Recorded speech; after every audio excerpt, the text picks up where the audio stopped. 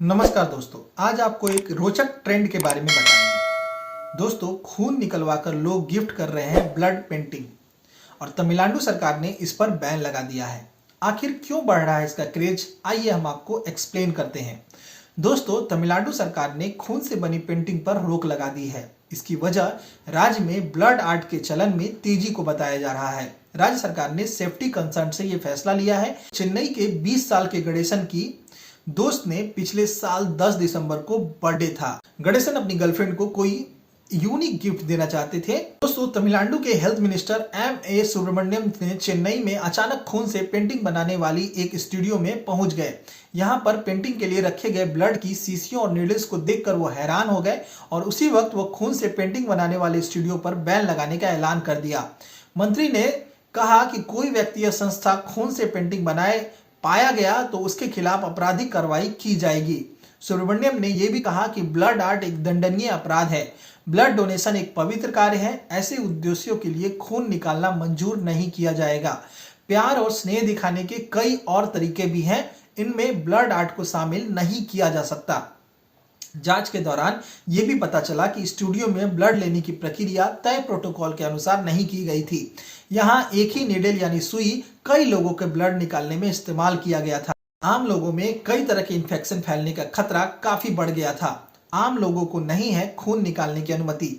दोस्तों, health expert M Venkatachalam के मुताबिक तमिलनाडु में तेजी से यह ट्रेंड बढ़ रहा है, जो कि चिंता की बात है। किसी इंसान के शरीर से खून निकालने के लिए केवल लैब टेक्नीशियन, फ्लेबोटर्मिस्ट, नर्स या फिजिशियन को ही इसकी अनुमति दी जाती है। उन्होंने ये भी कहा कि ये समझ से परे है कि लोग जोखिम मोल लेकर ऐसी स्टूडियो में अपना खून क्यों निकलवा रहे हैं। इससे कई तरह की बीमारी फैलने की भी संभावना है, जैसे कि hepatitis B, hepatitis C, HIV जैसी बीमारियां तेजी से लोगों में फैल सकती है। ऐसा इसलिए क्योंकि ये वायरस ब्लड और शरीर के अन्य पदार्थों के माध्यम से ही दूसरे इंसान के शरीर में प्रवेश करता है।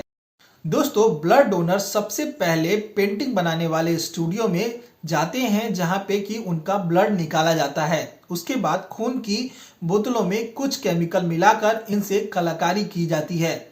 वहीं A4 पेन पे पेंटिंग बनाने के लिए 5 ml खून की जरूरत होती है। इसके बाद ब्लड को जमने से रोकने के लिए इसमें एंटीकोगुलेट मिलाया जाता है। A3 पेन में पेंटिंग बनाने के लिए 10 ml खून की जरूरत पड़ती है। तो दोस्तों, ये तरीका अपनाया जाता है ब्लड पेंटिंग बनाने के लिए। दोस्तों, दिल्ली में एक संस्था है जो कि खून से बनाती है देशभक्तों की पेंटिंग।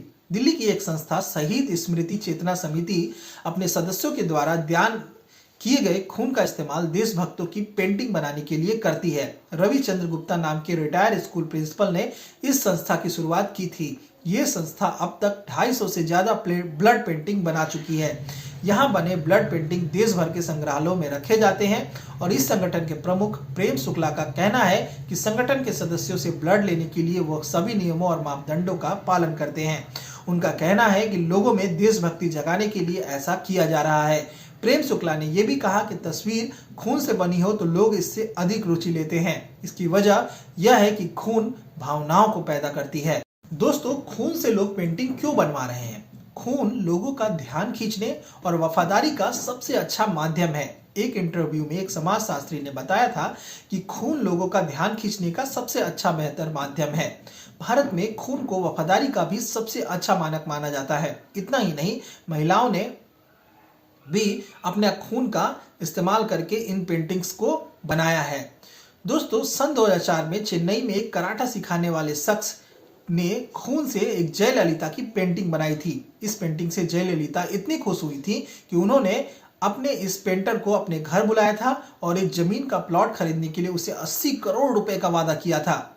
दोस्तों, ब्लड आर्ट एक तरह से प्रोपेगेंडा फैलाने और प्रचार करने के माध्यम के तौर पर भी इस्तेमाल होता रहा है। ये किसी ताकतवर या सत्ता लोगों के शीर्ष पर बैठने वाले इंसान के फैसले लेने की क्षमता को भी बदल सकता है। दोस्तों, 34 साल पहले यानी कि 1988 की बात है कि पश्चिम बंगाल में इस वक्त मार्क्सवादी कम्युनिस्ट पार्टी की सरकार थी। राज्य में पावर प्लांट लगाने के लिए केंद्र सरकार ने राज्य को पैसा देने से मना कर दिया था। इसके बाद बंगाल की कम्युनिस्ट बंगाल की कम्युनिस्ट सरकार ने अपने समर्थकों से पावर प्लांट बनाने के लिए खून बेचकर पैसा जुटाने की अपील की थी। देखते ही देखते बड़ी संख्या में पार्टी के कार्यकर्ताओं ने बेचने के लिए खून जमा कर लिया था। हालांकि खून को सुरक्षित रखने के लिए उस वक्त राज्य में कोई मशीनरी नहीं थी।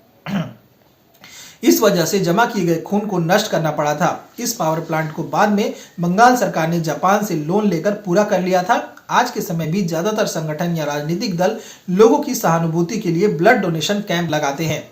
प्यार ही नहीं, आंदोलनों का भी प्रतीक रहा है खून।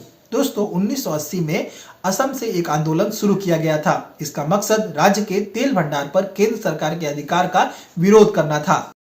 लोगों का कहना था कि असम से तेल दूसरे राज्यों में नहीं जाना चाहिए। इस आंदोलन को मजबूती से खून से लिखे एक नारे ने दी थी। दरअसल 22 साल के एक युवा ने गुवाहाटी के सड़कों पर अपने खून से लिख दिया था कि हम खून देंगे, तेल नहीं देंगे।